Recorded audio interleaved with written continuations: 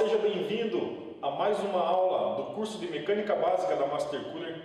É uma grande satisfação estar aqui com você e hoje nós damos início à primeira aula do primeiro módulo de motores do curso.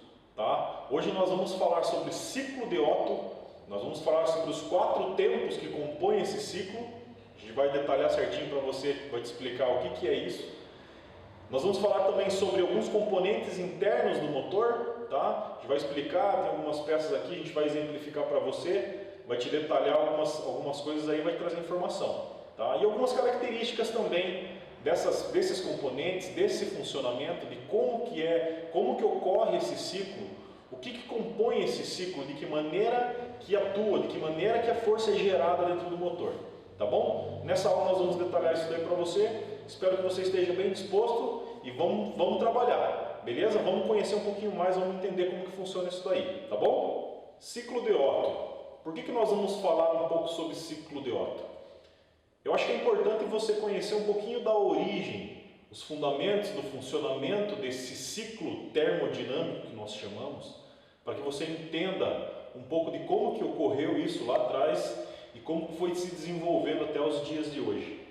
Ele teoricamente é um ciclo termodinâmico, por quê? Porque nós estamos falando de motores térmicos. Esses motores a combustão são motores térmicos. São motores que transformam massas de ar, massa de gás, trocas de temperatura.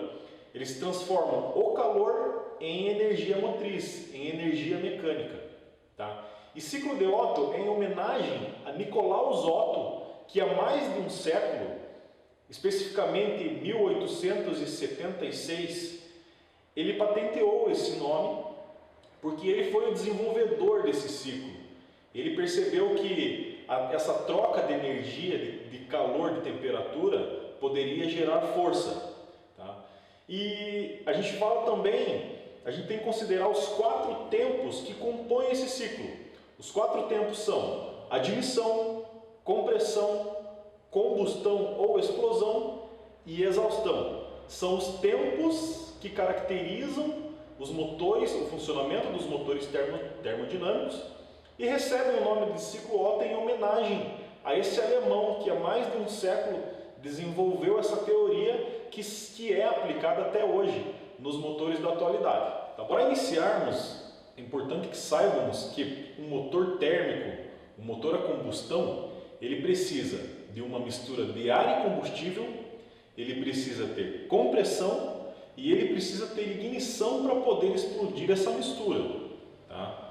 Lembrando que é importante que cada um desses componentes eles atuem no momento correto, eles dependem de um sincronismo entre a parte de baixo do eixo virabrequim com a parte de cima do motor, que são as válvulas, o comando de válvulas. Esse sincronismo, o correto tempo de entrada de cada um desses componentes vai fazer com que ocorra a explosão e que ocorra também o funcionamento do motor, tá bom? Componentes internos de motor. Para que se cumpra o ciclo de funcionamento do motor a combustão, os 4 tempos, são necessários alguns componentes internos do motor. E eu vou apresentar ele para vocês agora. A gente vai falar sobre virabrequim, pistões, bielas e bloco de motor. Nós temos um motor montado completo aqui apenas para fim didático, para te mostrar e exemplificar o que é quem, como que cada um atua. E nós temos também um motor que estava em funcionamento, que nós desmontamos parcialmente, para melhorar a didática da aula aqui também e te mostrar como que funciona, como que gira, qual que é a posição de cada um deles e como que funciona aqui, tá bom? Vamos começar pelo virabrequim, popularmente conhecido como virabrequim, porém o seu nome técnico correto é eixo árvore de manivelas. Dependendo da região que você estiver, você vai chamar de virabrequim, outros vão chamar de girabrequim e tem outros nomes por aí. Porém o nome correto, o nome técnico é árvore de manivelas. É esse eixo, o eixo principal, o eixo central do motor. Ele fica localizado aqui, ó, bem no centro dessa polia. Ele liga as duas extremidades frontal e traseira do motor e ele abriga alguns outros componentes que são biela e pistões. Vou te mostrar aqui como que funciona basicamente cada um. esse daqui, o eixo virabrequim, o eixo árvore de manivelas, ele é responsável por dar início ao ciclo. Quando você dá uma partida, o motor de arranque acaba girando esse eixo e ele dá início ao ciclo de compressão, de admissão de ar, gerado pelos pistões. Quando gira, quando ele tem um movimento de rotação, ele faz com que os pistões e as bielas eles avancem para cima e para baixo, tá? Compondo assim os 4 tempos de funcionamento. Isso aí a gente vai detalhar daqui a pouquinho, tá? Então, a árvore de manivelas ele é responsável por dar início a esse ciclo e é responsável também por transmitir toda a força gerada na cabeça dos pistões pela combustão, pela queima.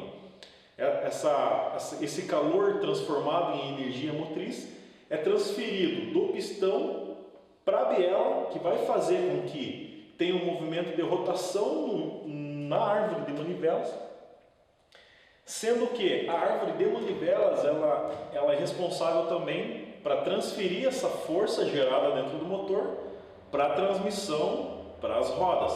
Então, fundamental, do início do ciclo até o final do ciclo, quando é gerada a força do motor, o virabrequim tem essa função de transmitir essa força gerada dentro do motor para as rodas. Os anéis de pistão são classificados em 3 categorias, são 3 tipos de anéis, tá? O primeiro, anéis de compressão. Segundo, anéis raspadores, com uma função de compressão também, ele complementa o primeiro anel de compressão. E o terceiro é o conjunto de anéis de óleo. Eu vou explicar para você qual que é a funcionalidade de cada um deles. O primeiro anel, eles nas suas respectivas posições nas canaletas dos pistões e montados adequadamente, eles têm diversas funções e funções muito importantes. Por exemplo, a compressão do motor só se dá com o correto posicionamento dos anéis. São esses anéis que fazem a vedação do ar comprimido dentro da câmara de combustão. Então, o primeiro anel, o anel de compressão, tá? O segundo anel, ele é um anel complementar da compressão. Porém, além de ele ser um anel complementar de compressão, ele tem a função de raspar o óleo que chega nas paredes do cilindro. Aqui dentro do cilindro ele sobe uma lubrificação com a rotação do motor e esse anel raspador ele tem essa função de raspar o resíduo do óleo que fica, o resultante do momento em que sobe o pistão na câmara, tá? E o terceiro é o conjunto de anéis de óleo. São 3 componentes, são 2 anéis raspadores e uma mola de pressão. Essa mola serve para quê? Para que ele force os 2 anéis, tá, na parede do cilindro, para que no momento da descida do pistão, esses anéis eles eliminem o óleo que ficou, o óleo resultante da lubrificação no cilindro. Para quê? Para que esse óleo volte para o cárter e possa circular no sistema de lubrificação corretamente e que ele impeça que esse óleo suba para evitar queima de óleo pelo motor, tá? Além dessas funções básicas, os anéis eles são muito importantes para poder controlar a emissão de poluentes gerada pelo motor, a potência e a eficiência, a força do motor, tá? Além disso, eles têm como função também dissipar parte da temperatura gerada no pistão para o bloco, para o cilindro. Ao redor das paredes do cilindro circula água. Nesses dutos aqui, nessas canaletas, circula a água do sistema de arrefecimento.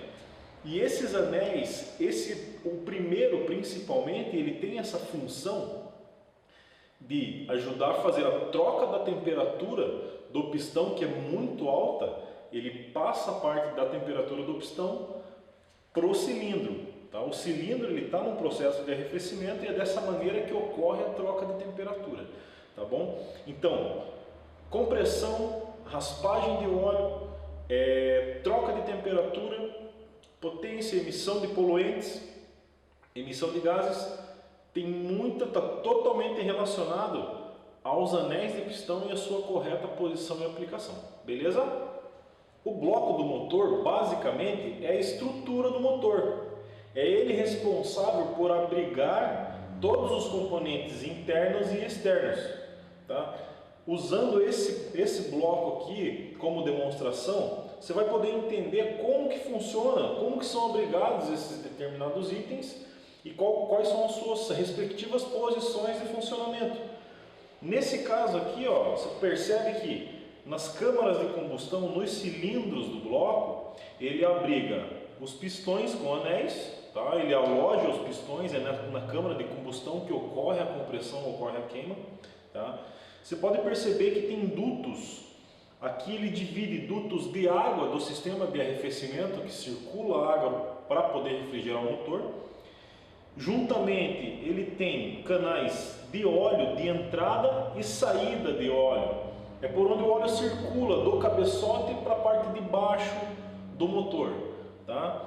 Nós temos aqui pontos de fixação dos periféricos, que são suportes de motor, distribuidor, bomba de combustível, cavaletes de filtro de óleo, cavalete de válvula termostática, de bomba d'água.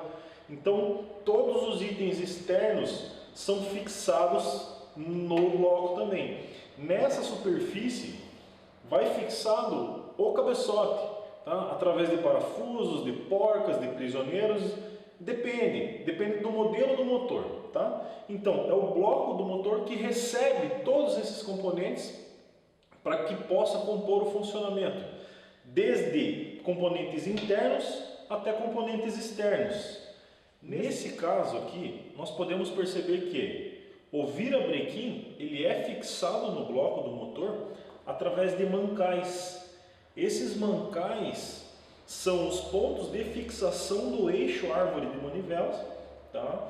Eles fixam esse eixo através de aperto do torque ideal em seus respectivos parafusos, e é ele que alinha o virabrequim na sua posição referente ao bloco, tá? Então, o bloco ele é fundamental, ele é a estrutura, a parte principal do motor para poder alojar tudo isso e fixar da maneira correta todos os componentes para que ocorra o correto funcionamento em harmonia de todos os componentes. Então, esse aqui é um cabeçote, especificamente do motor AP, os motores da linha Volkswagen, que você provavelmente conhece.